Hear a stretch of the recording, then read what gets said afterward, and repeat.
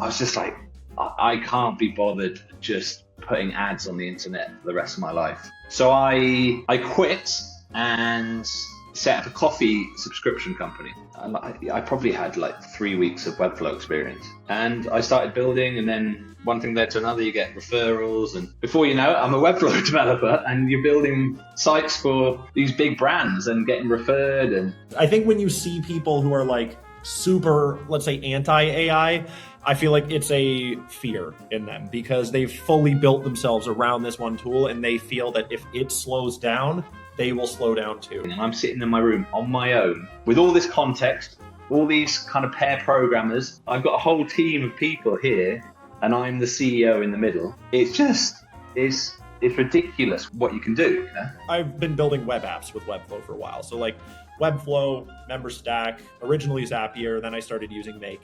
And it was so cool because you're actually able to get genuine functional web apps working using these tools, but like you kind of have to be hacky. So I sold my 2 Bitcoin so I could go skiing. Now, obviously, that was a ridiculous skiing trip. Very expensive skiing trip. How's it going? Yeah, very good, thanks. Very good. You caught me in my new office. I've got my we've moved house about 2 months ago, so I'm in my new office. I've moved out of my kid's bedroom, which is always nice. That is definitely nice. I hate moving though, unless it's an upgrade. So, are you happy with the move?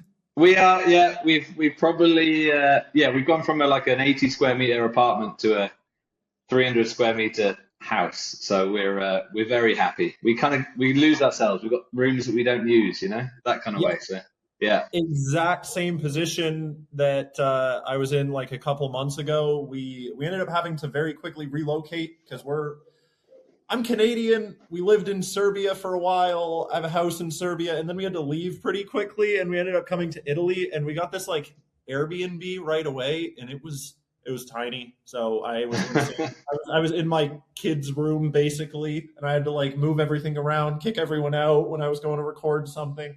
And then we ended up finding this house. The cool thing about Italy is that nobody here wants to live in the country. Everyone wants to live in the city. And so you can find a house in the country, like a big house, for not a lot of money because nobody else wants it. And so we weren't looking for anything big, but similar. We somehow ended up finding a house with there's like 3 separate parts. It's like 300 meters. 80% of this house is like unused right now. It's insane. Not having any space to not knowing what to do with the space very quickly.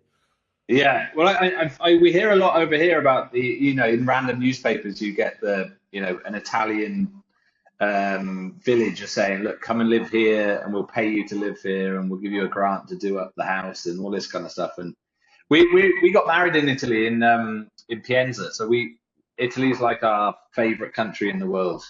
Nice. It's a cool place. I'm Italian, like my background. Yeah. Italy quite a few times growing up, but I never thought about living here. And then long story short, I kept having car issues in Serbia.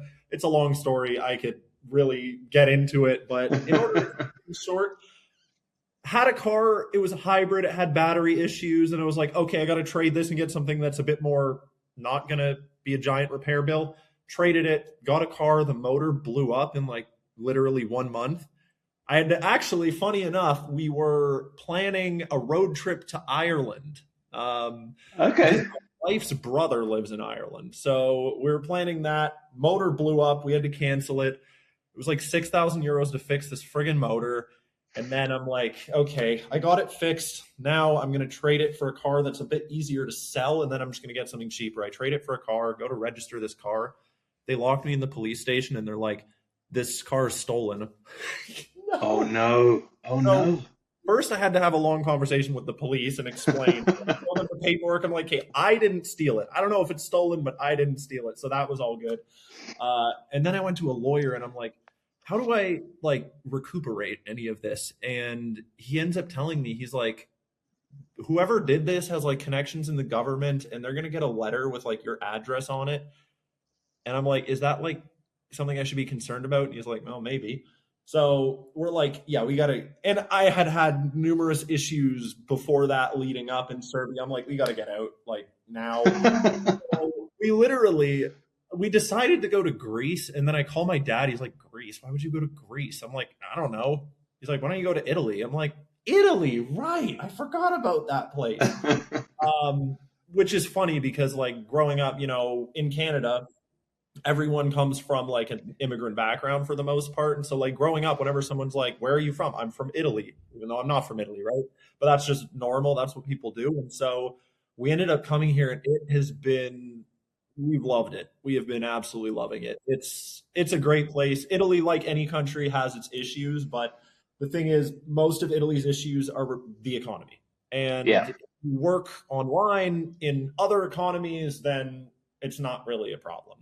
So it's been great. We're in the region of Marche. I don't know. Nobody knows where that is because it's like not a place that people really go to, but it's super chill. It's kind of like it's central Italy. So it's a bit more Italian than North Italy and a bit more developed than South Italy. And I love it. It's great.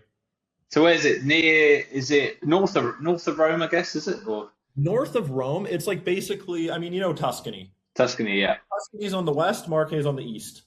Okay, so like Umbria, is it Umbria nearby? That, I was yeah. in Umbria on Sunday, actually. Okay. Oh, it's a just gorgeous part of the world, though, isn't it? It's as you say, economics is not their they're powerhouse, industry powerhouses, but it's just I'm not sure it's an entrepreneurial. Like the UK or like the States or Canada, I guess, it's just like you can set businesses up very, very quickly. Whereas I think there's a lot of red tape, isn't there? A lot of red tape and just do it when you do it kind of thing, But Exactly. And the other thing is a lot of people, they talk about wanting to be somewhere that's like, the vibe is very creative and ambitious and stuff like that. The vibe where I live is like elderly. I don't know how to explain it. There are no young people here. Like we have 2 kids and I think like half of the children in the village are ours. Yeah. Yeah. Okay. Yeah. It sounds like it sounds like a decent amount of rural Ireland is like that. A lot of rural schools are closing down because there's not enough kids, essentially. Yep. Exactly. Yeah. Exactly. It's but the like we've got across the road we've got a little like a community hall, and on Monday nights we didn't realize, but on Monday nights I saw all these flashing lights coming out the window of this community hall. What is going? This must be a kids' party or something, It transpires that it's just dancing. So all the local retirees from around probably northwest of Ireland come to this little thing and they just do dancing on a Monday night, every Monday night. It's like the most happening place. Like we're there watching, our Netflix and thinking that, there's nothing going on. And all the oldies are out there dancing and jiving and, getting to know each other. And, it's just, so yeah, once you look behind the surface of little villages, sometimes you see these amazing communities. They're just active, Over here, it's the same. Like on the surface, it looks very quiet, very, very meek, But Are you in a underneath more everything, rural it's area? pretty cool. Yeah. It's very like farming area. It's in where I walk the dog is on the edge of the most sparsely populated part of Ireland, which is Really? So there's like a wild what's it called? It's called wild light. So you can go into the middle here, and then there's so little habitation in terms of humans that you can see the stars. Whereas a lot of other places, I suppose in Europe, you can't see the stars properly because of the light pollution. Whereas there's places here now, like it's probably about 10-minute drive away where you can go and it's just there's no lights, there's no for miles and miles and miles, and you don't want to get lost out there because no one's going to come and help you. But it's like, it's pretty cool. It's pretty cool. That's the thing. I have to really rely on my old RAV4 to turn on because if it doesn't, then I can't even get groceries out here. Are you from Ireland or are you from the UK originally? And I'm only asking because the accent, I feel like Irish accents are usually more Irish. Yeah, no, good. Yeah, I'm from Wales originally, so there you go. But I wouldn't have a Welsh accent. I lived in London 15 years before we moved here.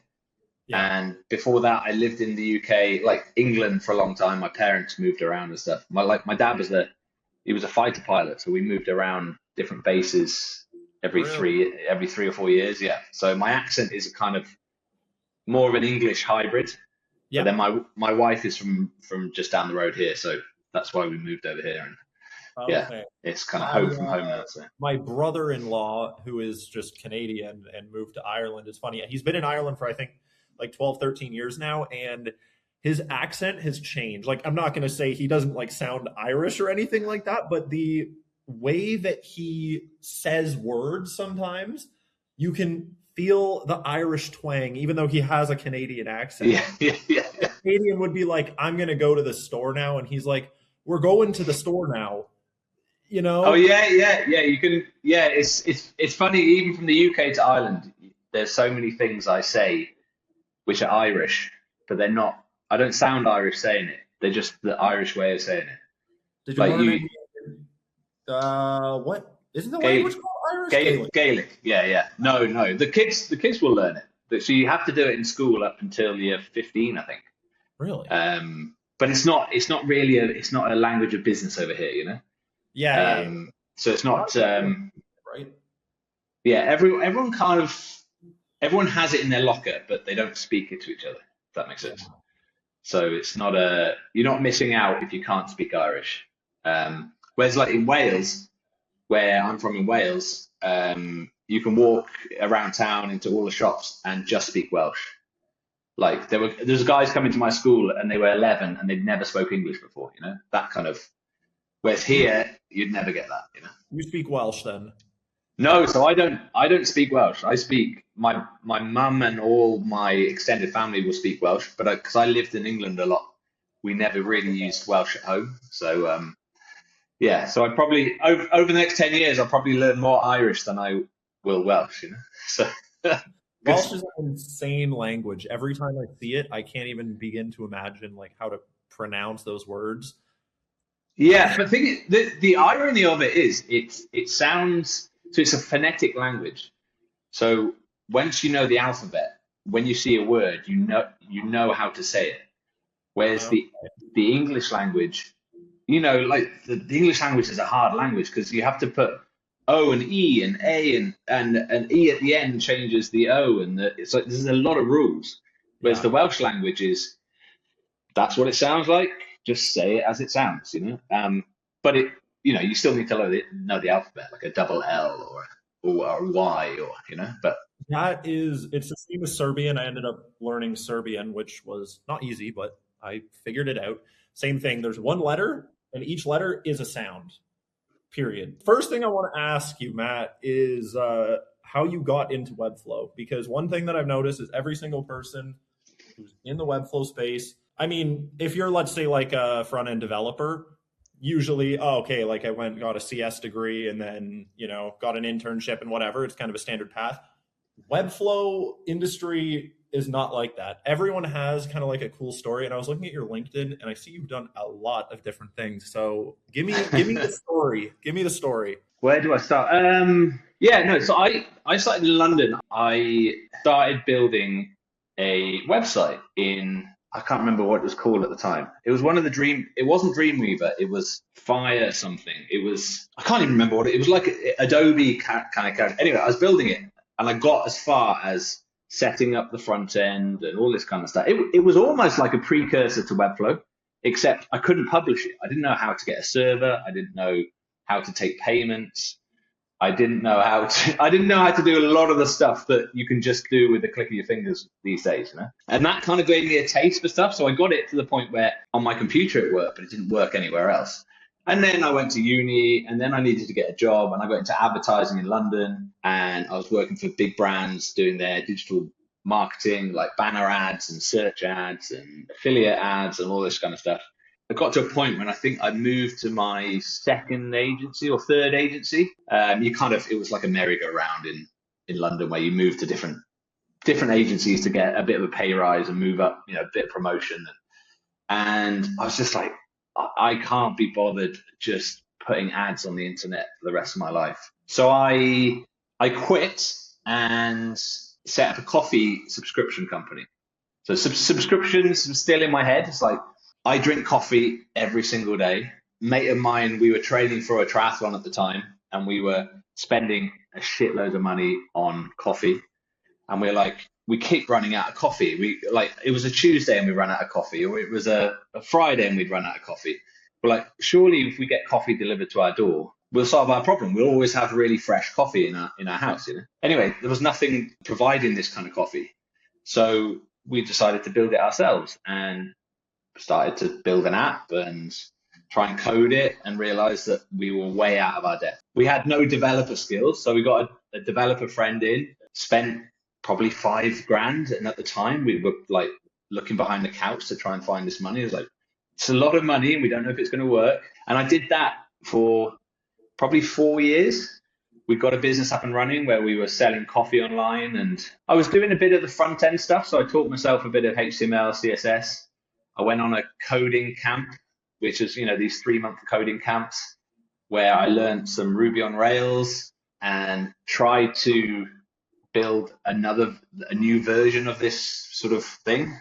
And I realized I was okay, but I was never going to be a developer. Never going to be a developer. It's just syntax and all the geeky server side stuff and security. And I was more about product strategy, a little bit of design. I'm not a designer, but a little bit of design about customer service, all the product stuff. So got into product management. So I basically started applying for product management roles, not knowing that product management sometimes is more management than product. So I got into a few roles where I'm just not I don't want to be in a Jira board or a Trello board, moving stuff around, telling other people, working with developers and designers was good, but creating tickets and waiting for them to do the stuff, I just got frustrated. And one day, I can't remember what it was. I think there was a guy called Ben Tossell who ran MakerPad, and I was doing a few of his sort of videos. Something came up, a connection came up there somehow. I think it was maybe on the forum with a guy, and he said, I'm looking for someone to help with a 5-a-side soccer league app. And I said, oh yeah, I'll give it a go. And the job was basically jump into Figma. Well, I didn't have to jump into Figma, but that was the obvious one because I was playing around with Figma.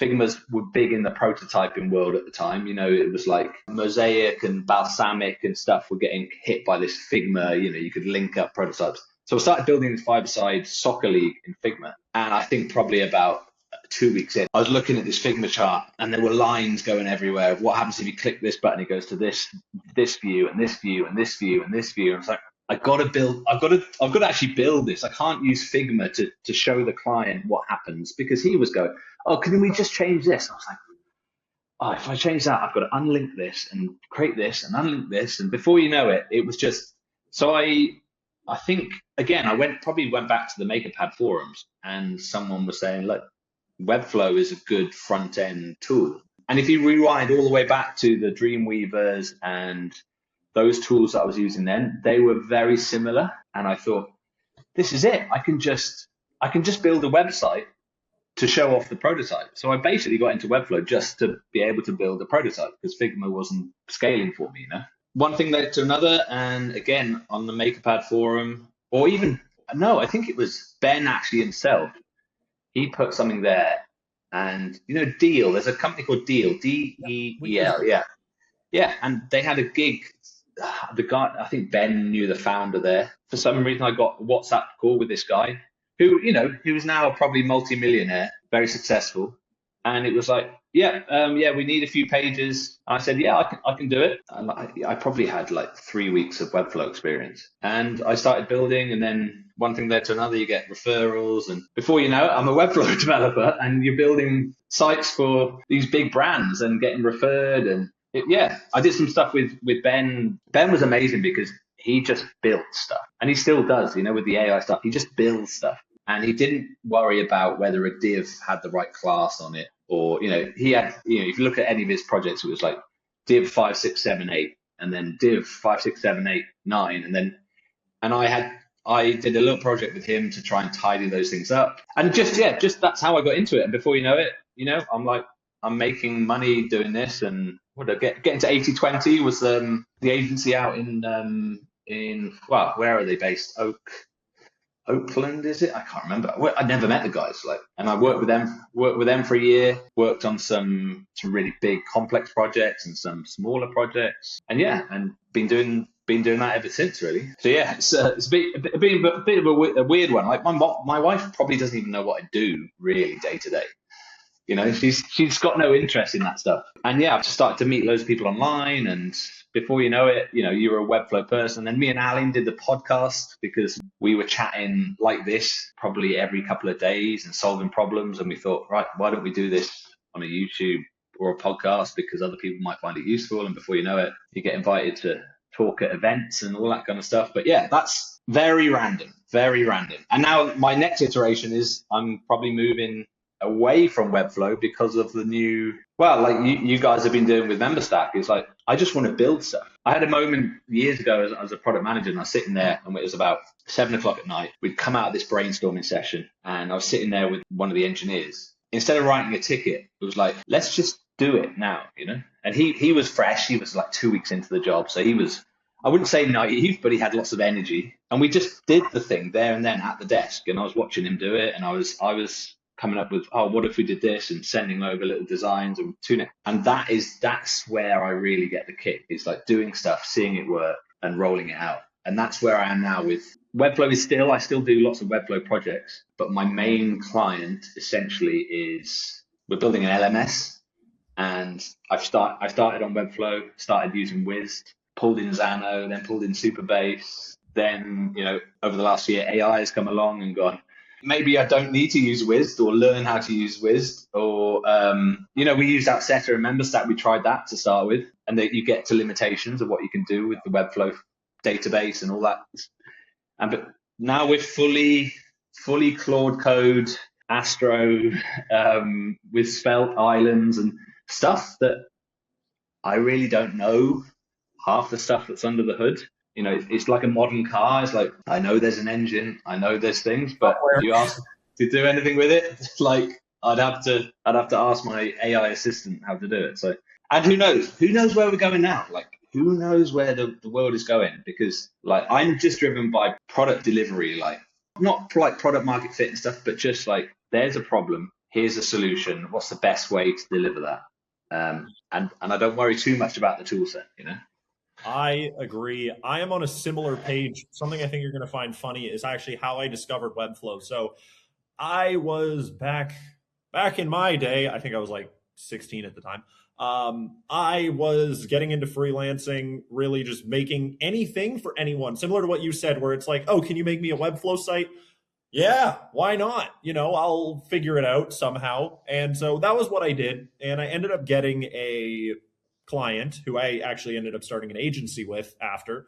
And this guy has another client who he needs a website for. And I was thinking, okay, I'm past the whole like Wix and Squarespace stuff. I want to make something professional, pixel for pixel, the way that I want it to be. And so I'm looking around, and I actually discovered a certain little product called Framer. And Framer, I look at it and it's like, you just design I used Adobe XD at the time, but you just design like in Figma, Adobe XD, and you're going to end up with, production ready code, it said. So I'm like, perfect. All right. So I build out this whole website for this guy's client using Framer.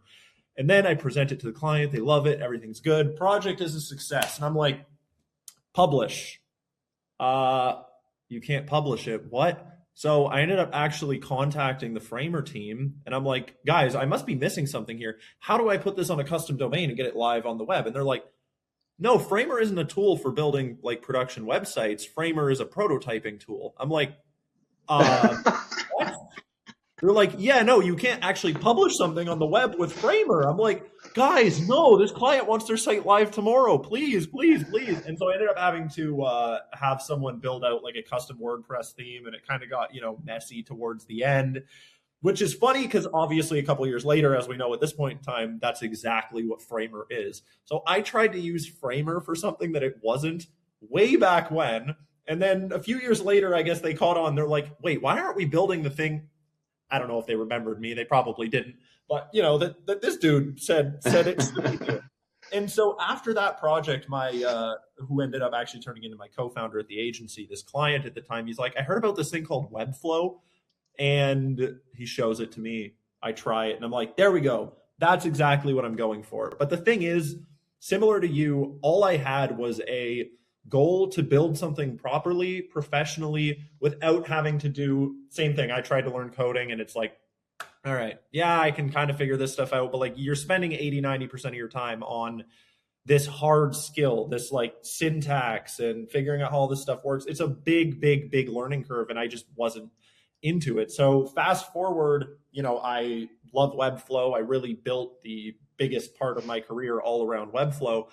But that desire to just build stuff, I don't care what's happening under the hood, especially once I discovered Claude Code. I took a kind of a longer path. So I've been building web apps with Webflow for a while. So like Webflow, MemberStack, originally Zapier, then I started using Make. And it was so cool because you're actually able to get genuine functional web apps working using these tools. But like, you kind of have to be hacky, like I was using the Webflow CMS as my database for most things. And here's the thing, it works, but it's not the best. So then Wiz came around and I was using ChatGPT to help me make like GPT 3.5 sort of thing. Yeah. These scripts for Wiz. And that was a huge upgrade. Like, okay, this actually feels like a real app at this point, not just something that I threw together using a couple of tools. So that was super cool. I got super into Wiz. And then shortly after that, Cursor came around. And then I'm like, okay, I don't need to have a conversation with ChatGPT, paste it into here, do the stuff in Webflow. I just say, make me this, it does that, refine, iterate. Then Claude Code came around, and that, for me, absolutely changed everything. So you've used Claude Code, obviously, as you said. You use Cursor too, yeah? Yeah, I think, probably, my last subscription for Cursor probably ran out about a week ago. Yeah. Yeah. And I use it every so often, sometimes just because it's almost my IDE of choice when I want to, I don't know, boot up a server or reset.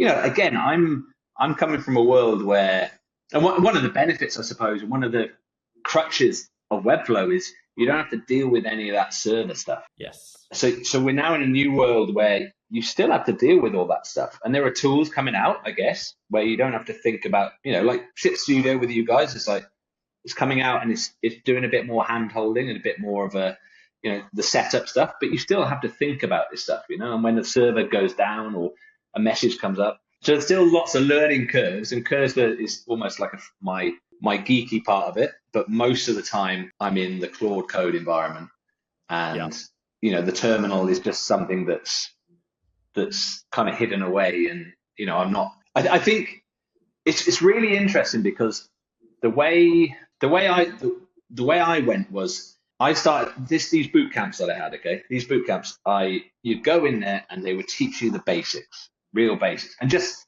to give you an idea of when I was doing this boot camp, Bitcoin at the time was $17 for one Bitcoin. Okay. And I'll just tell you a side story is we're all sitting down there having lunch and on these bean bags, because that was the thing you did. Everyone has bean bags, they don't have chairs, they have bean bags.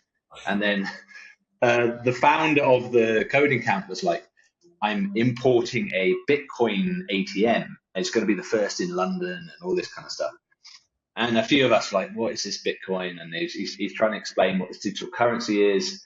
There's one finance guy who got it, but the rest of us were very dismissive. It's like, this is like make-believe money. Or like, one of the guys, he went off and he started mining these things. And he came back and I mined 3 Bitcoin today. And then the next day, I mined 6. And by the end of the course, I was like, wow.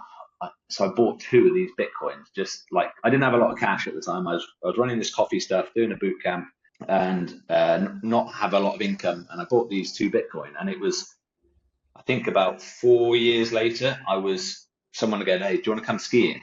We're going to, and again, it's like, I don't have a lot of cash right now, and skiing's not as expensive as now, but it was relatively expensive. So these Bitcoin were, I think, about $200 a Bitcoin.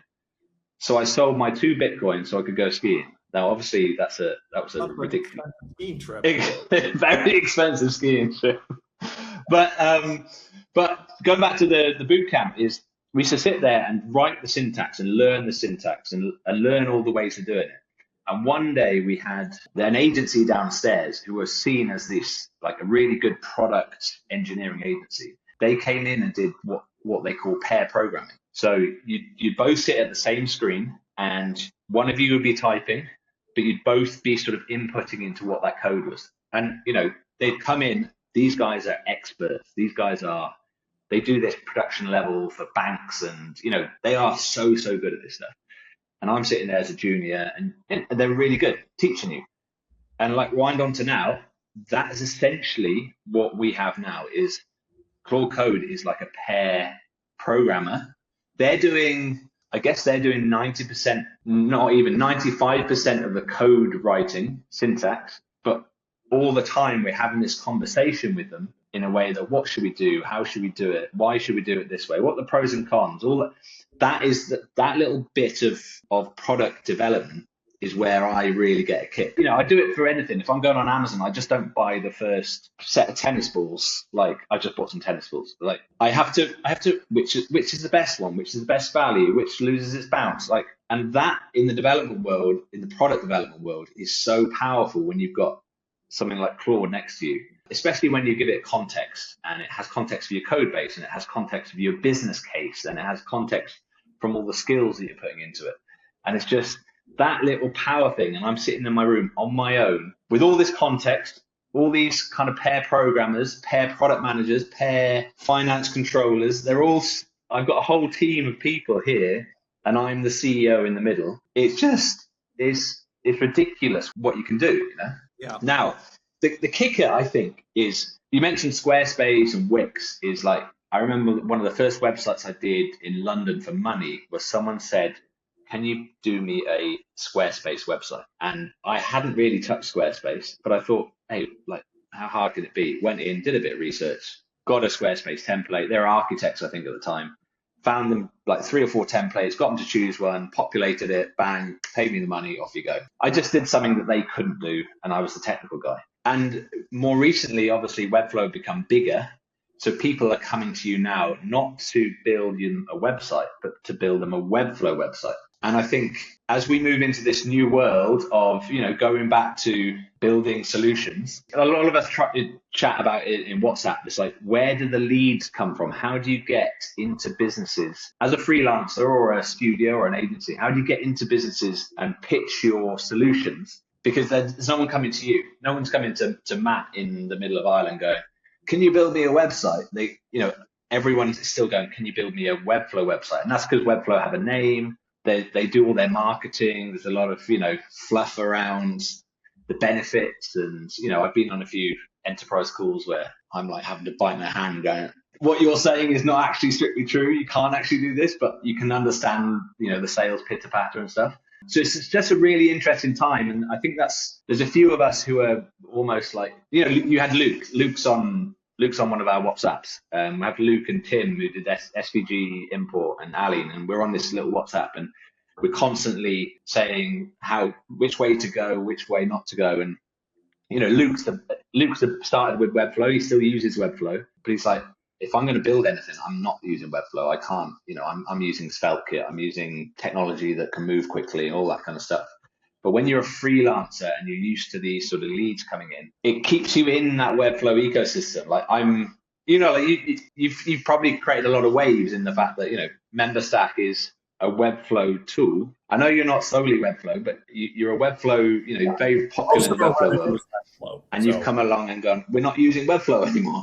We're all scratching our heads going, gee, this is really odd. Like, surely you're not playing the game. You're not playing the kind of, Webflow is the best. You're playing we're a business. We're going to move where we need to move to. But for a lot of us freelancers, agencies, I think probably a lot of agencies now are going, James at Produlus, he was like, they have to diversify because the skill sets or the capabilities of what all these new ways of building are giving us is magical. But we still have this Webflow. We're still in the Webflow camp, you know. We're still Webflow developers, and I think what a lot of us now are going, when are Webflow going to catch up? You know, it feels like I don't. It's really harsh because we're their biggest fan and their biggest critic. If you listen to any of our podcast stuff, Aline and I, like we would have big arguments on the podcast of going like, I would say they're doing this badly, and he would say they're doing amazing, and he would say, oh, they're doing this badly, and so we kind of love Webflow and what they do. The people who will work there are really ambitious. You know, there's some, you know, like Corey had the other day. You know, he's a massive part of the Webflow story, and a lot of the guys there are doing their best. But it's really hard to see where they're going right now and how they're going to keep their edge, because Claude is just eating stuff for breakfast, and it's not going to go away. You know, there's still a lot of clients where I would go, yeah, Webflow is the best for you. Like Webflow is perfect for what you need to do, but it's not carte blanche anymore. It's not the one. It's not like Webflow versus WordPress or Webflow versus Squarespace. It's not a little shootout table. It's like, I need to dig down. What are you going to use it for? Who's using it? How often are you changing content? What are your plans for next year? And once you have that picture, then you can go, oh yeah, actually Webflow's all right. But some instances, it's like, no, don't go starting with Webflow, because there's so many more opportunities on this custom side. But as soon as you word say custom and take away this Webflow sheen, people start getting scared of, you know, will it break? You know, is Matt going to be the bottleneck? Is it, you know, what happens if you get knocked over by the number 53 bus? Like, so there's so much thing going on at the moment. It's just a bit of a head mess up, you know? It is. I want to next talk about Webflow's AI features, what they're doing and what they're not doing, and also which projects, because that's kind of the same thing I'm noticing less and less I would use Webflow for this. I want to super quickly, because your Bitcoin story was really funny and it reminded me of something that I've never said on camera before. Basically, I think it was 2010. I don't know. It was when Bitcoin was $1, I think, if I'm not wrong. I was born in 2001. So I'm pretty young, and I had just gotten $300 for my birthday, Canadian dollars. And for whatever reason, my friends and we discovered this thing called Bitcoin, and we thought it was so cool. None of us understood what it was, but we were like, whoa, internet money. That's so super cool. So I go to my parents and I'm like, guys, can I use your credit card so that I can, you know, spend my birthday money on Bitcoin? And they're like, no. Like, it's going to be the next big thing. I didn't know why. Like, I didn't know any of this stuff. I just thought it was cool and I wanted to buy it. And they're like, no, they thought it was video game money, basically. Like, you know, like FIFA points, like that kind of thing. They refused. I kept begging them, and eventually I gave up. So I wanted to buy 300 Bitcoin. My father would not let me use his credit card for it. And, you know, people ask me, and the reason why I love what you said so much is because people are like, whoa, imagine if you did that. I'm like, buddy, you think I'd be holding on to Bitcoin today? It would have gone from $1 to $10, and I would have thought I was like, you know, yeah, exactly. Wall Street. I would have sold it all and like bought like a new PlayStation or something and moved on. So that's hilarious. You reminded me of that. And yeah, on the topic of Webflow right now. So again, 1 year ago, I was using Webflow for virtually anything. Any sites, obviously. Web apps, I was building either with like Webflow MemberStack Make or Webflow MemberStack Wizzed. And the thing is, Webflow is never made for web apps. You can absolutely build web apps with Webflow, especially with some of these other tools in combination, but like it was never made for web apps. And so once Cursor and then Claude Code came around, it seemed like, you know, the perfect Webflow replacement for web apps. But I don't think that Webflow had any, you know, concerns about that because they were never trying to make a product for web apps. And so it's all good, all good. And at that point in time, let's say like mid last year, probably July, August 2025, if you were to ask me, I'd be like, use Claude Code to build a web app, use Webflow to build a marketing site. And that was where I was at. And I thought that was the way that things were going to continue to go. Then Opus 4.5 came out. And it was funny. I think there's probably a video on the MemberStack channel the first time I used it. And I'm like, yeah, it's okay. It's cool. You know, nothing crazy. But That was because it doesn't give you these impressive results right off the bat. It just gets it. Like when you want to do something, it can just figure it out. And so then I started to get a little bit more ambitious, going from like micro SaaS to building some much more serious, large scale web apps. And then the MemberStack site came around. So we're all on our team using Claude Code more and more and more.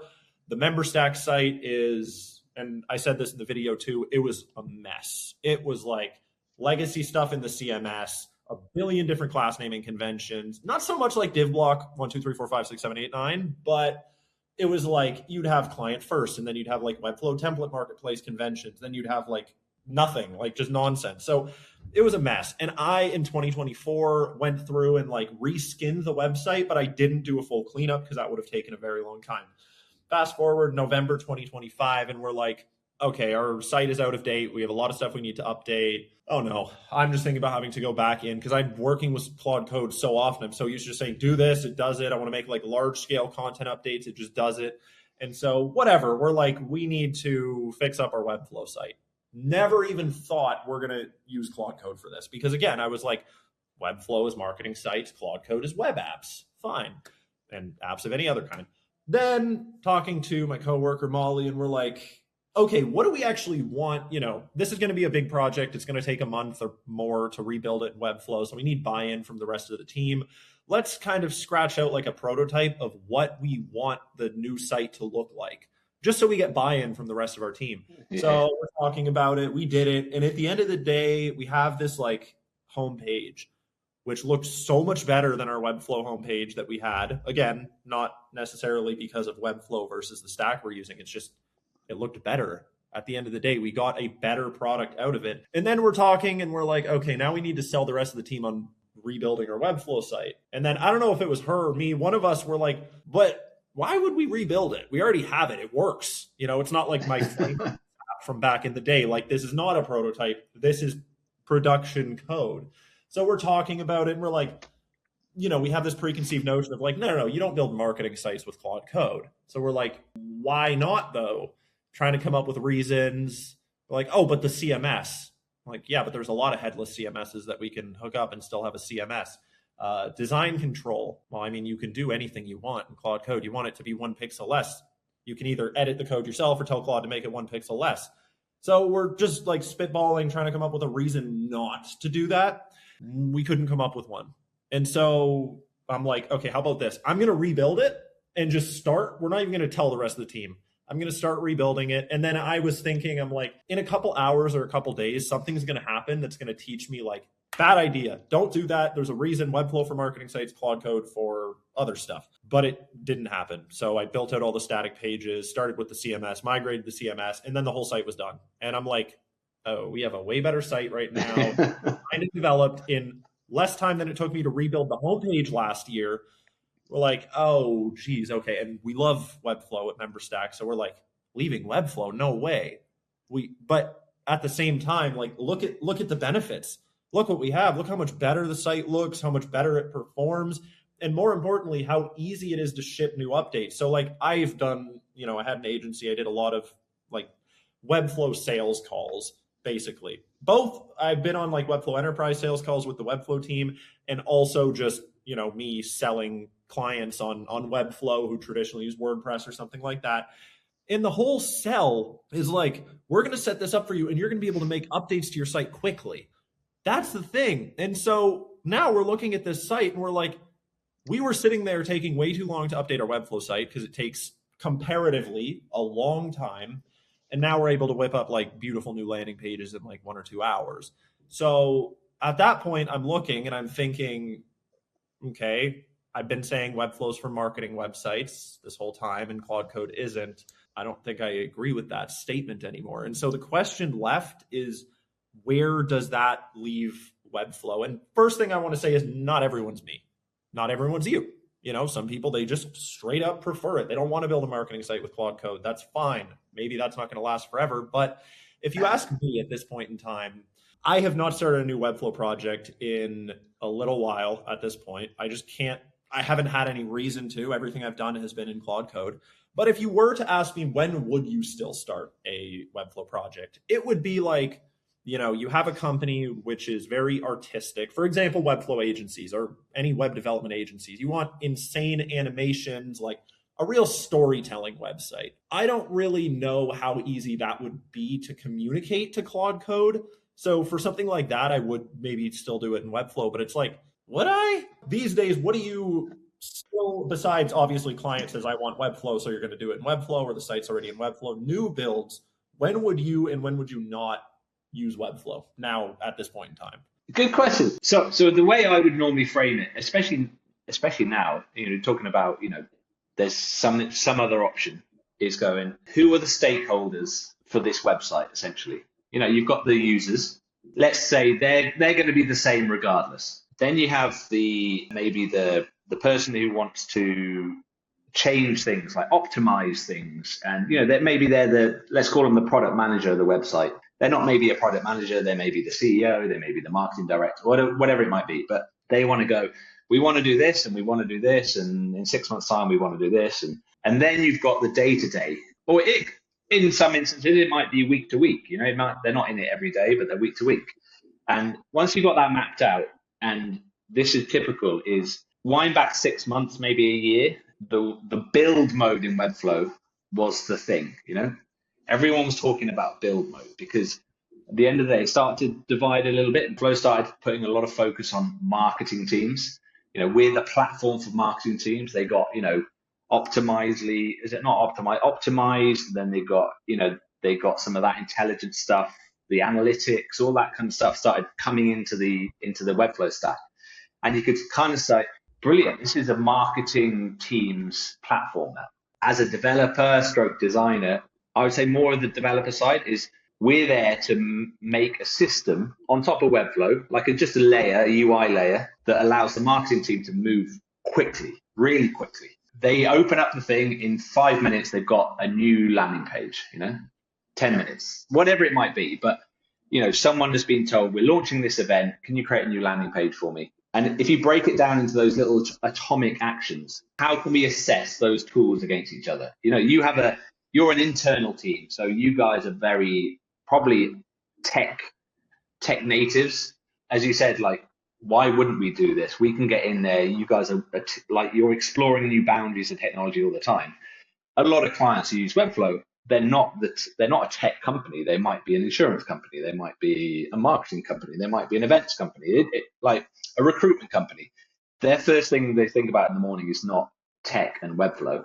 Over the last 6 months, well, no, probably the last 12 months, Webflow started to put a lot of investment into components and component features. But what I found more recently is they're very dev-centric. So I, as a dev, can move a lot more quickly around the Webflow environment in terms of building pages once I use my component system and properties and variants and slots. And then you start to realize when you step back, you go, there's a lot of complex terms floating around here. And you know what? These two clients that I have, they really struggle with these terms. They don't know what a slot is. They might nod their head when I teach them, for an hour session on a Monday.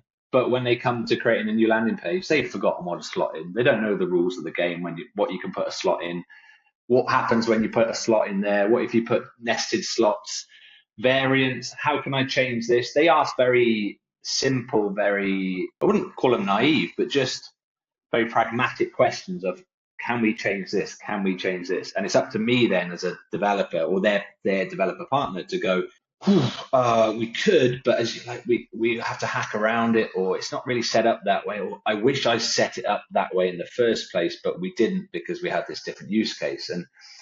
And what I've just found is that before we've got to a place now where you really have to dig down in what the stakeholders want to do on a daily basis. You almost need to put a little GoPro on their shoulder and follow them around for a week on what they do on their computer and screen record and go, okay, this is what they do. This is what, okay, they say they're going to do it like this, but they don't. Their CEO demands this and they're under pressure and all this kind of stuff. And I'm finding Webflow at the moment is not malleable enough on the marketeer's end to give these people what they want. They have a component system. They have a build mode. The build mode is too complex, I think. It's not like Squarespace. Like we joke about in our WhatsApp groups. It's like we need Webflow to be Squarespace on the front end for marketers. They need to be able to drag and drop. They can only put it in certain areas. It's so simple. They can build a landing page and then you go, oh, there's AI coming in. What if I could type in, can you build me a landing page for events? Go. And all it did was take the components in your library of components and it put them into a landing page and it populated the content and it allowed them to go in and change it. You're like, Webflow, AI, perfect match. It's brilliant. I just have to build a system. The AI makes sense of it. And the marketeers can just, oh, can you change the color of this to red or blue or, and they don't have to worry about what variant is or the name of the variant or the name of the prop or the folder that the prop's in or the slot or all this kind of stuff. But you can move to Claude Code or any AI, like let's call it custom build, you lose all of that Webflow ecosystem, but you can build something specifically for those stakeholders. You can say, do you know what? I'm gonna put a headless CMS on the top of it, or I'm going to use Airtable because that's what you use in the rest of your business, or whatever it might be. And there's no barriers. There's no like, can it be done, or is this the best way to do it? It's like we're just going to do it. Like I was trying it with a recruitment company the other day, and they use a CRM, it's called Bullhorn, and we had to integrate with it. I was trying to use Make. Make didn't have an integration. Then what's the other one? N8? Is it N8? Yeah. Trying to use, they didn't have it. Zapier got discontinued years ago because it didn't get supported by the Bullhorn team. So within 10 minutes, we had an integration, a middleware integration hosted on Cloudflare workers with a cron job working between the Webflow CMS and Bullhorn. And you start to go, this is brilliant. We're building solutions really quickly for problems that these businesses, no one else in the world will need this. Well, lots of people will, but they don't have to need it. Someone doesn't have to build an app for this or a plugin I just did it, boom. And before you know it, you start to go, why isn't not every project like this? So I think we're in a place now, and it's a weird place because I know Webflow are developing their AI capabilities or integrations, let's call it. They're in a bit of a weird space at the moment where they're marketing to new customers. Their AI site builder is very, let's call it basic. They're putting a lot of mixed messages out. Let's say if I was going to be harsh about it, is they want the new people who don't know how to build websites, but in the background they're building some really cool little features around components and code components and Webflow Cloud, and they're supporting Next.js and Astro, and there's lots of stuff going on, but it all feels just a little bit all over the place. Sometimes 3 or 4 months behind the game, which is expected because Claude Code come out next week and they'll have a new model and a new platform feature and so it's moving so quickly. You can't expect someone like Webflow or Framer or Adobe or to keep up this stuff. But I think they're in a very dangerous place in that if they don't start thinking a little bit more about the individual stakeholders, Webflow could become, I wouldn't say irrelevant, but for people like me, a lot of my peers, the answer when a client comes, we want to do this, we want to build a website, or it's got a website with a bit of an app, or it's an app, or it's just a brochure site, or whatever, Webflow becomes just run-of-the-mill part of the conversation further down the line. But the first place we go is custom build. And the cost of it, the time, the options, it's a pure Lego block play, whereas Webflow is becoming a little bit more, feels like a closed Lego, it is Lego, but maybe more like Duplo, the younger people's Lego, where there's less blocks and they're easier to put together. But once you've built the train, you can't build a car out of that set. It's that, I don't know. It's such like things have been kicked up in the air so much that I'm not sure where it's going, and I don't sure where Webflow's edge is. Like the community around Webflow, in my opinion, used to be thriving. It used to be on fire. I thought it was just such a warm. It was just there was stuff going on all of the time. It was very, very organic as well. More recently, it just felt very quiet, very subdued, very people have got their heads elsewhere. Like it's just an interesting time. Yes, I don't know. I'm hoping, like, I have a lot of love for Webflow and what it's done for me personally, what the system is.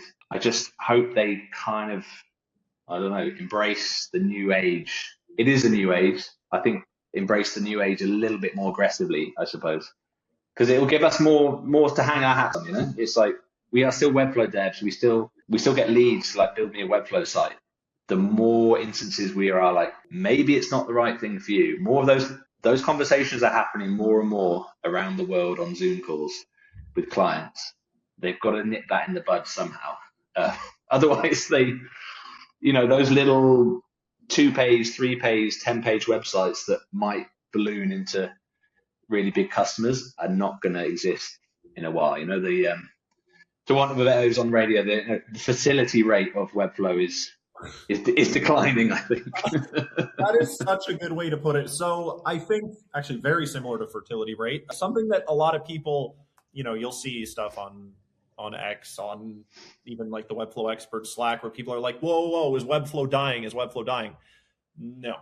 I think you could say that Webflow is dying in the same way that you could say Italy or South Korea is dying. In the same way, they're thriving. They exist. A lot of things are going well, but at the same time, you can see that I don't obviously know their new site numbers, but I imagine they would be dropping, or at least far less than they otherwise would have been. And I think everything you said, a lot of these videos, a lot of these conversations that I really have them hoping the Webflow team is watching, because like you said, I love the community.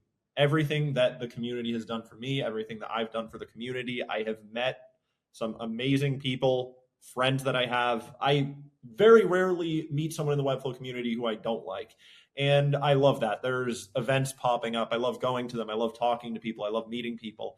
But I also kind of feel that more and more, a lot of the people who I talk to, especially the early Webflow community advocates, are talking less and less and less about Webflow. And I try to repeat this as much as I can for anyone, similar to what I just said about South Korea and Italy, what you said about fertility rates. Like, no, Italy and South Korea are not going anywhere. Webflow is not going anywhere. Even if they don't solve this problem, Webflow is still going to be around, and you're still going to be able to make money using Webflow in 10 years, even if Webflow does nothing. However, they're a big company with a lot of people, and they need to adapt. And I think what you were saying is very true. They are confused. I don't think they know who they're going after at this point in time, because absolutely, look, when you have this person, maybe 5-6 years ago, Webflow was like, hey, you want to learn how to build a website and get something up for your company?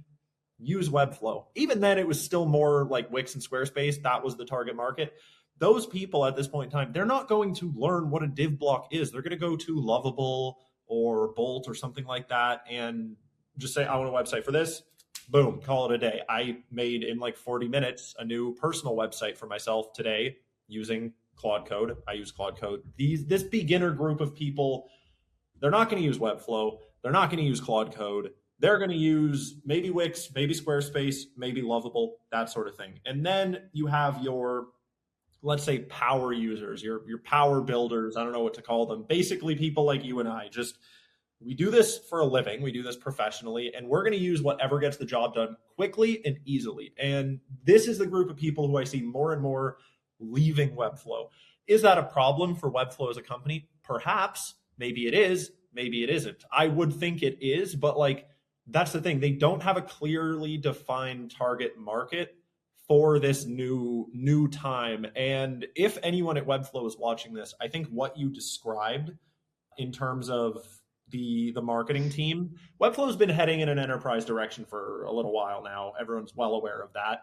I think that might be a really good spot for them to, just thinking of, if I worked at Webflow, for Webflow to double down, where what would happen is you would build components, you as the builder, the developer, and then after that, all of these components would be like in their own library, and then you can prompt Claude to make me a landing page for this.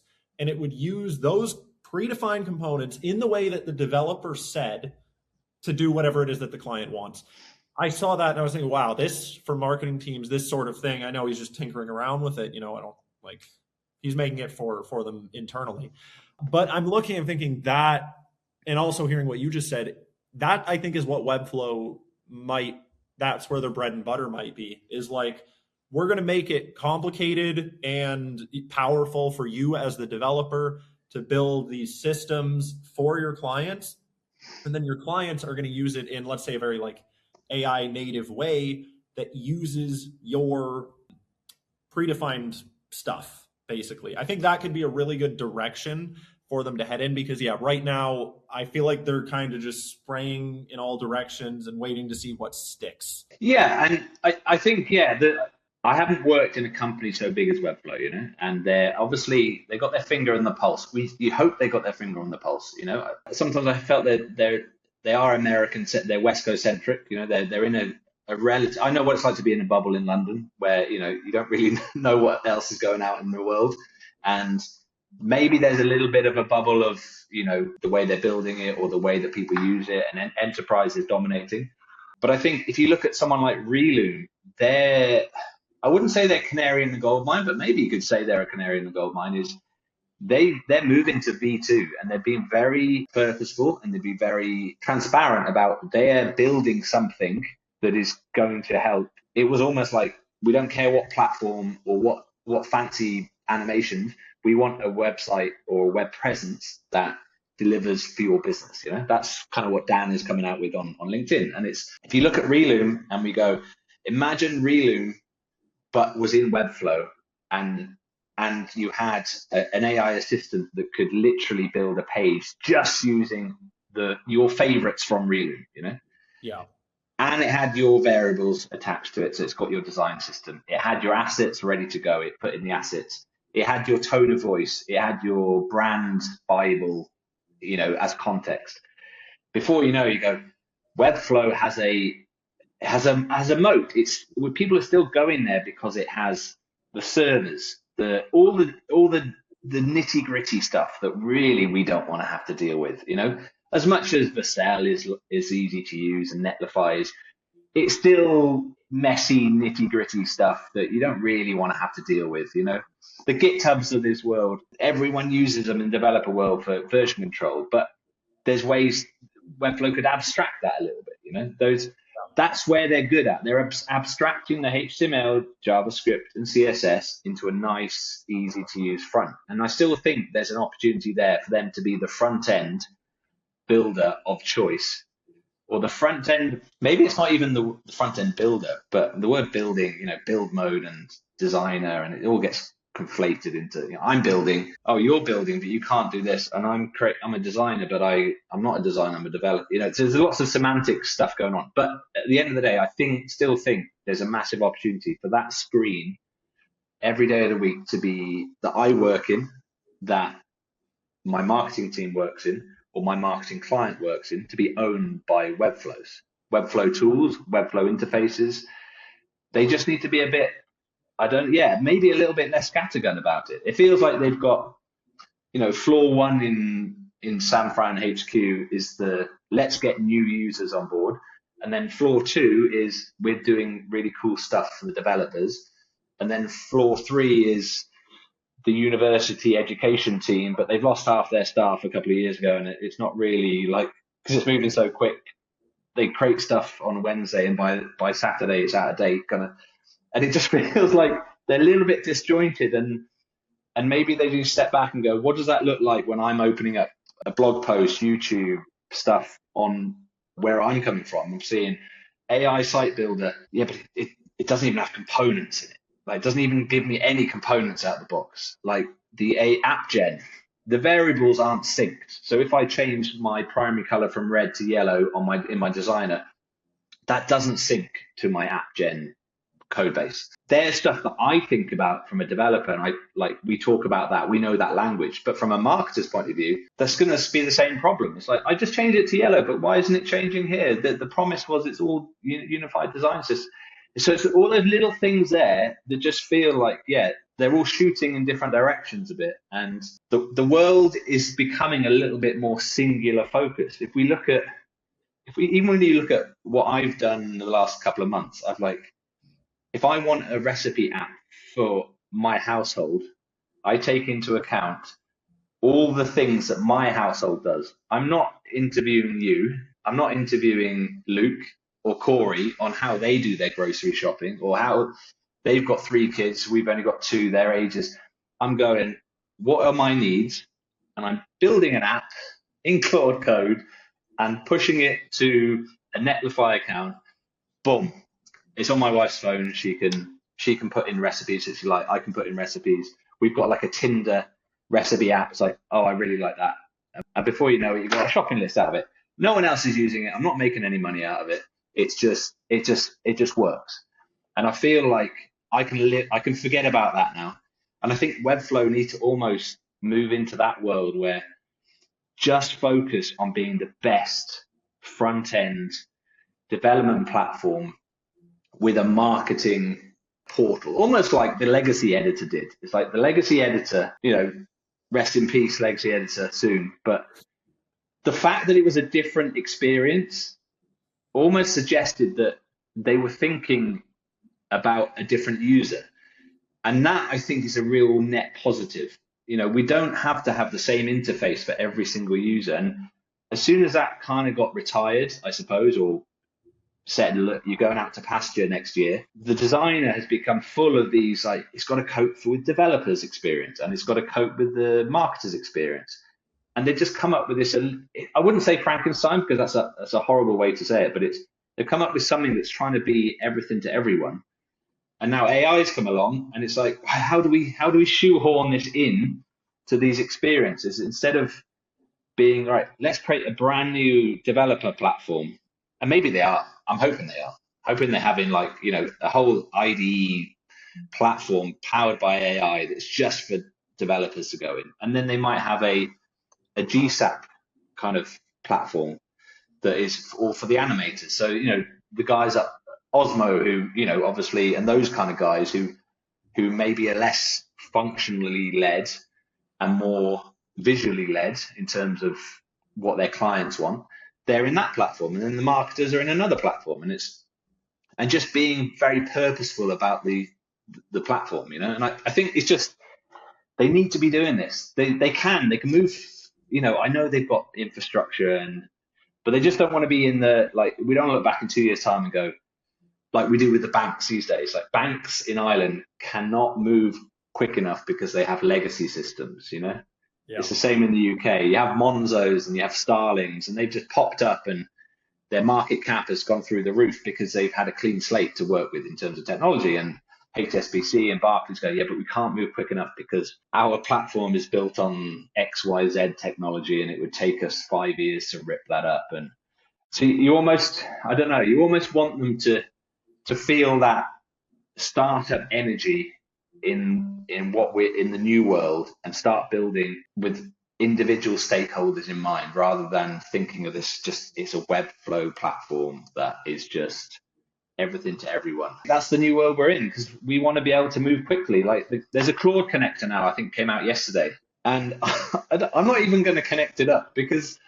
I read what it can and can't do, and I'm like, I can't. Doesn't really work with components. Like it can, I think it can build components, but it can't build in build mode, or there's just stuff that I'm like, every time it's just not a Claude Code exciting launch. I don't know. Like Framer have gone relatively quiet the last few months. I don't know what they're doing or what they're hatching or what Figma are hatching in terms of their site builder. It's an interesting world, and there's lots of people, as you said, like Webflow's not going anywhere. It is not going anywhere. But is it the next big thing? I hope it still becomes the next big thing, because it's only a tiny percentage of websites. If I did a straw poll in Ireland on every business around here, Webflow wouldn't be anywhere near on the tip of anyone's tongues. If I went into the middle of the startup land in Dublin, maybe people will mention it. Oh yeah, I've heard about Webflow. It's meant, but still, they're not HubSpot. Like Squarespace. custom builds. They're still all leading the charge in terms of what people are using. So I think Webflow is easy enough that they don't need to be this legacy, we're a established platform. I think they just need to add a little bit this sort of new age. I say new age. It's like I'm old enough to know that things come and go, but it feels like this AI stuff is just fresh, raw, energetic, and Webflow needs a little bit of that in their approach. Maybe I don't know. I'm Yeah, good. Yeah, I don't know. that's kind of what I think Webflow felt like to me. Is it's like, this is the future. Okay, not everyone's using Webflow, fine. Like, you go around, ask a bunch of businesses, like you said, nobody's going to know what it is. But it's like, we're ahead of the curve. We know what's right, and it's Webflow. That is how I absolutely felt a year ago, but as time is going on, I think you're right. I think what they're trying to do is to be the everything for everyone. But a lot of people, they talk about, SaaS getting cannibalized and like, oh, why even build a SaaS anymore when, these big AI labs, Anthropic, OpenAI, they're just going to replace everything and do it all. The thing is, they are the everything for everyone. That's what these companies are. If you are trying to compete with them on that, it's not going to happen. They have all the funding, all the users, all the awareness. And when it's as easy as sending a text to get anything you want, then, that's what people are going to use. But I think the real opportunities here come from the fact that these big AI labs, they can't build, they're building the everything for everyone. So they can't build the platform for developers and marketers to collaborate. Like, they're not going to do that. It's highly unlikely. And even if they do it, they're probably not going to be able to do it well. So I think, I think Webflow, at least their marketing messaging, is very much pointing towards like I don't want to say they don't really see themselves as a competitor. I don't want to act like they do, but like, I feel like they need to kind of throw in the towel when it comes to, trying to convince people to use, let's say, Webflow instead of Lovable or Webflow instead of Claude Code.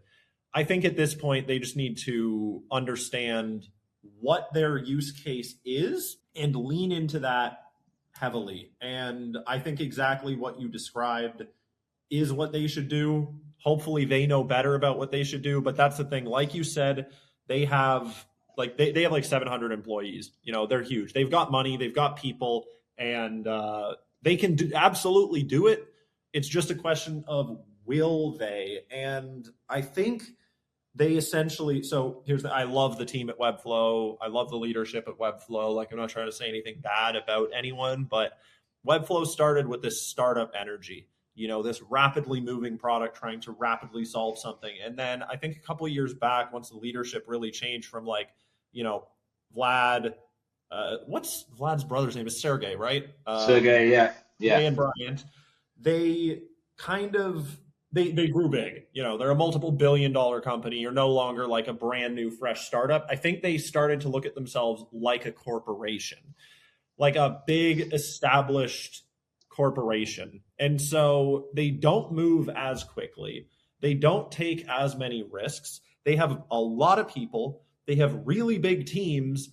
But the problem is, when you're in this industry, which evolves so quickly, you need to be able to evolve rapidly. And I think they've got themselves into a position with their leadership, with their team sizes, more than likely with their technology too, where they're stuck and they can't move as fast and they can't test as many new things. But I think that's what they absolutely need to do, because, and I know we're talking about they shouldn't be spraying things at the wall in all sorts of directions, but I think they're doing that with marketing. They're not doing that enough with their product. I think they need to be trying a lot of new features, seeing what works, seeing what resonates, and really understanding, like, I think they need to be able to look at the me's, the you's, and be like, okay, Webflow is not for you in this case.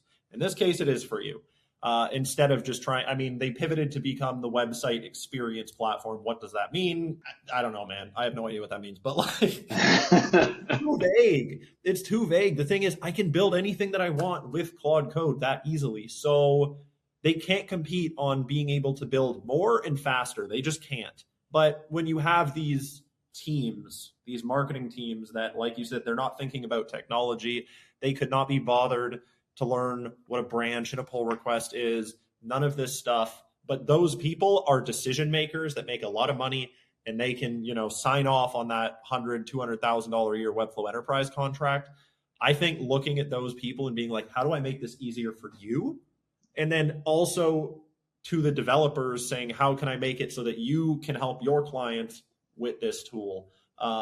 Is that, as sexy to the VCs and the investment firms that have a stake in Webflow? I don't know, but at the end of the day, I think they need to be honest with who they are, what they're becoming, and more importantly, who they're not and what they aren't becoming. So, I mean, any final thoughts for Webflow and for Webflow developers as well, who are navigating this? Because look, you heard from my story. I have had pivots and I use whatever tool helps me get the job done better. I heard from your story very much that you've seen a lot of things change and you just use the best tool for the job. So I think for us, especially for you, but also for me, this feels natural, this evolution to start using and incorporating these tools into our workflow. But you have a lot of people who got introduced to Webflow maybe 5-6 years ago. They've built a career off it and everything is Webflow to them. They learned how to be a Webflow developer. It's all they know.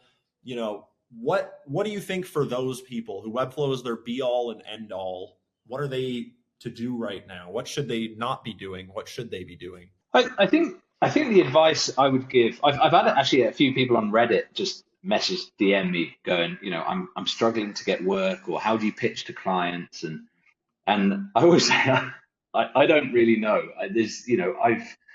You get referrals you don't want.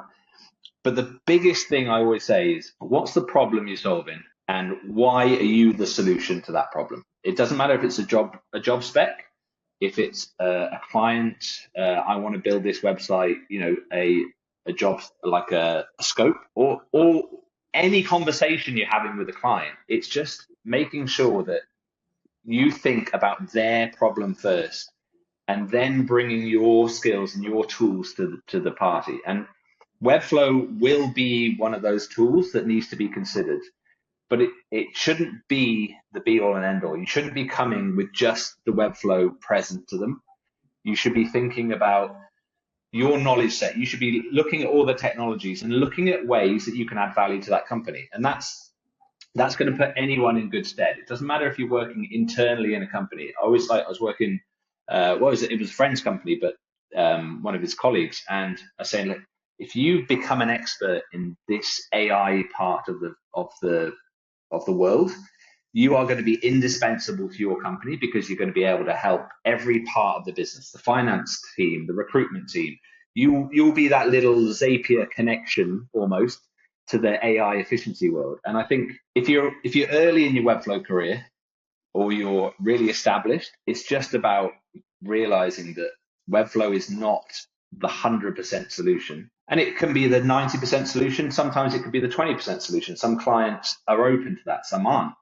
If it's an enterprise client coming down the road and going, we want to move from our WordPress to our Webflow. Obviously, you're not going in and going, but have you thought about a Next.js, Astro, React, Svelte, Island stack? You don't go there, because they've come to you with a specific request, and go to them with specific solution. But get inside their head and think, like, how is Webflow good for them? How is Webflow not so good for them? What are the strong points? What are the weak points? And just play it, but always just think about their problem. Like jobs to be done is my favorite framework ever. Is like, find out what jobs they're trying to do, whether it's on an annual, 6-monthly, daily basis. Find out who's doing those jobs, and then try and empathize with them with the proposition that you're coming with. And Webflow invariably will match a lot of those problems to be solved. Webflow is still a very capable platform. It's very dynamic. It produces gorgeous websites, boring websites, blog websites, knowledge-based websites. As you said, like, you layer on Appsetter and member stack websites. There's lots of different tools have different, and it's still really flexible. But at the end of the day, you just have to be delivering a solution, because what the industrial AI revolution is delivering is that it's moving the conversation away from not who can do this and who do we need to employ. It's like, what can we do? Like, what are the problems that can be solved with AI? And that's just changing the whole mindset of everyone in every business right now. It's not, oh, we couldn't do it. Like if you're trying to build a wall at home now, I was trying to build, like, we just moved into a new house and there's a massive ugly hedge and we're chopping it down. And I'm going, right, do I put a fence there? Do I put a wall there? We're not going to put a wall there because it's too hard to build. I've never built a wall in my life. I went online. I found that locally there's a little like tutorial place where I can go for a 2-day weekend over thing where I teach you how to build a wall. I can do it now. So I'm going to build a wall. So that's my preferable solution, but I'm be able to do it because I can. Whereas a lot of businesses won't do stuff because they can't do it. But AI now is going, you can. Anyone can do it. Anyone can do it. Anyone can do anything they want as long as they have a goal. And that's what you just got to come to the party with and go, what do they want to do? The answer is yes. Webflow might be part of that solution. It might be 80% of it, 20%, a bit of AI, a bit of Zapier, a bit of this, a bit of that, whatever. But just come with the solution and the value add rather than just I building Webflow because it's Webflow. Webflow doesn't have that panache. It did 2 years ago. It doesn't anymore. WordPress used to have that panache. It doesn't anymore. It's React probably had that panache in the developer world. It doesn't have it as much anymore. Even though Claude loves it to bits, and it never gets it wrong. But you know what I mean. It's just come with solutions, come with value, and Webflow will be part of your tool set. But just don't think that Webflow will get you through the door just because you're a Webflow developer or designer anymore. It's not going to. Not for the big gigs anyway. I agree with that 100%. Very well said. Just at the end of the day, I always I think every single conversation of these that I've had, I've mentioned the screwdriver and the drill. Your job is not to hold and turn a screwdriver. Your job is to build a house.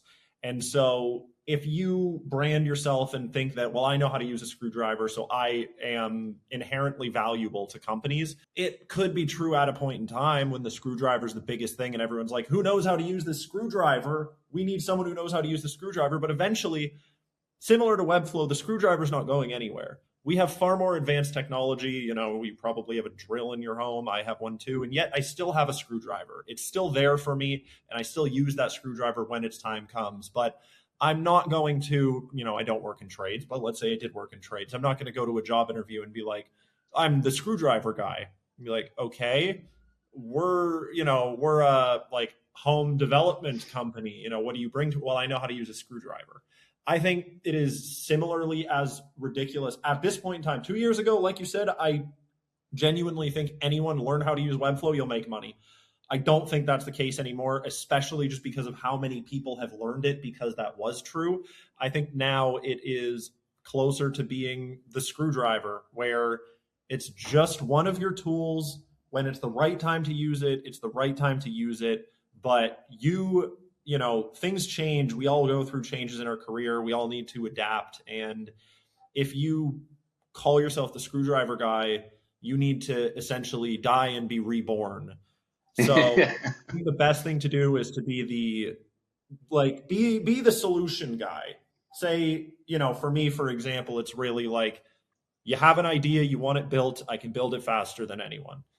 Whether that is using Webflow or Wix or Squarespace, I haven't used those platforms in a very long time, or whether I build it with Claude Code, that's it. So when the next tool comes around to me, it is a natural adaptation in my life and in my career, and I don't need to fully rebrand and reinvent myself. So I think anyone watching this who solely brands themselves as a Webflow person, I think that, not because Webflow is going anywhere, just because it was wrong to begin with, to brand yourself as a Webflow person. It worked in the period of time, like you said, but I think at this point in time, really, we need to understand that was the wrong move. We should have just been, I'm this guy and I use Webflow, and never tried to be, I'm the Webflow guy. And I'm totally guilty of that as well. And I have your website over and it says award-winning Webflow on the first line. Exactly. Yeah. We all do that to some extent, but I think some people are having a really hard time adapting. Whereas, for me, it's something that's on my mind, and I'm slowly, changing myself to adapt.